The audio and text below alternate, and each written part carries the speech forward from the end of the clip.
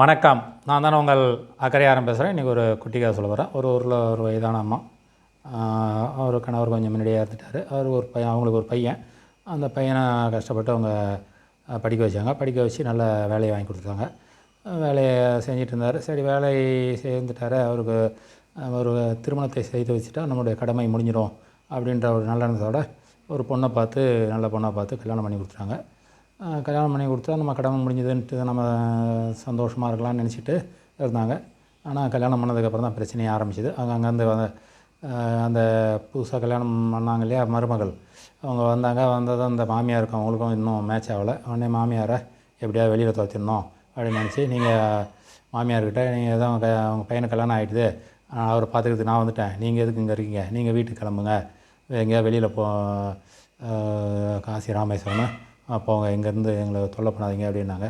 இல்லை அவங்க கொஞ்சம் தன்மையாக, இல்லைம்மா அப்படிலாம் என் கடமையை முடிச்சுட்டேன், அது நல்ல விஷயந்தான், அப்படியே ஒரு பேரனோ பேத்தியை பெற்று கொடுத்தீங்கன்னா பார்த்துட்டு நான் போயிடுவேன் அப்படின்னாங்க. சரின்ட்டு அந்த பொண்ணும் மருமகளும் சரி சொல்கிறாங்களே, சரி அது நம்மளும் அவங்க குழந்தை பெற்றுக்கணுன்னுட்டு ஒரு குழந்தைய பெற்று கொடுத்துட்டாங்க.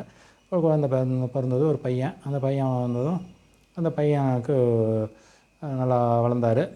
வளர்ந்ததுக்கப்புறம் அந்த அம்மா சொன்னாங்க, இன்னும் இப்போ தான் போக வேண்டியதானான்ட்டு மாமியார்கிட்ட சொன்னாங்க. இல்லை இப்போ குழந்த பிறந்து நல்லா தான் நடக்குது, இன்னும் சரியாக வாய் பேசலை, கொஞ்சம் நாளாக வாய் பேசட்டும் அப்படின்னாங்க. சரி, அதையும் நிவர்த்தி பண்ணலான்ட்டு ஒத்துக்கிறாங்க. நல்லா பேசுகிறான். அப்புறம் ஸ்கூலுக்கு போகிறான், படிக்கிறான், படித்து கொஞ்சம் கொஞ்சமாக வளர்கிறான். ஒவ்வொரு காரணத்தை சொல்லி அப்படியே தள்ளிக்கிட்டே வராங்க. அவனும் அவங்களுடைய அந்த அம்மாவுடைய பேரனும் படித்து நல்லா ஒரு வேலைக்கு போயிடுறான். வேலைக்கு போன உடனே சரி இவ்வளோ நாள் இருந்துட்டேன்ட்டு மருமகள்கிட்ட என் பேரனுக்கு கல்யாணத்தை பண்ணி பார்த்துட்டா, கல்யாணம் முடிஞ்சதுன்னா அதோட சந்தோஷப்பட்டு நான் போயிடுவேன், வெளியில் போகிறதும் என் உயிரை விட்டுருவேன் அப்படின்னு சொல்லுவாங்க. சரின்ட்டு உடனே கல்யாணத்தை பண்ணி வைப்பாங்க. கல்யாணத்தை பண்ணி வச்சுட்டும் அந்த மருமகளுக்கு ஒரு மருமகள் வந்துட்டாங்க. இப்போ என்ன பண்ணுறாங்க, மருமகள் அந்த மருமகள் அவங்க மாமியார்கிட்ட சரி கல்யாணம்லாம் பண்ணியாச்சு, நீ கிளம்பு, நாங்கள் பார்த்துக்குறோம் அப்படின்னாங்க. சரிம்மா, என் பையெல்லாம் நான் மூட்டை கட்டி வச்சுட்டேன், இங்கே தான் இருக்குது என் பையெல்லாம், நீ உன்னுடைய பையையும் எடுத்துகிட்டு வா, ஏன்னா உனக்கும் ஒரு மருமகள் வந்துட்டா, அந்த மருமகள் என் பேரனை பார்த்துக்குவாங்க, நீ கிளம்பி வா, நாம் 2 பேரும் சேர்ந்து போகலாம், உனக்காக தான் நான் காத்துட்டு இருந்தேன் அப்படின்னுவாங்க. அப்போ தான் அந்த மருமகளுக்கு உணர்வாங்க, ஷாக் ஆகி ஐயோ நம்ம பேசுறது தப்பு, நம்ம மருமகள் நம்ம துரத்தினா நம்மளுடைய நிலைமை எப்படி இருக்கும், மனசு எப்படி இருக்கும், இப்போ நம்ம மாமியாரை நம்ம துரத்துறது தப்பு தானே அப்படின்னு நினச்சிக்கிட்டு அப்புறம் அவங்க மாமியாரை இது பண்ணி கன்வின்ஸ் பண்ணி, இல்லை மாமி நான் அவங்க தப்பு பண்ணிட்டேன், இனிமேல் அது மாதிரிலாம் தப்பு செய்ய மாட்டேன் அப்படின்னா.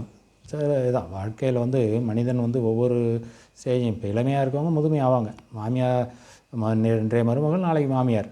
அதனால் யாரையும் வயதானவர்களை எப்பயுமே எங்கேயுமே ஒதுக்கக்கூடாது, புறந்தள்ளக்கூடாது, எதுவும் குற்றம் சொல்லக்கூடாது, அவங்கள பாதுகாக்கணுன்றது தான் அந்த கதையில் சொல்லியிருக்கோம். நன்றி, வணக்கம்.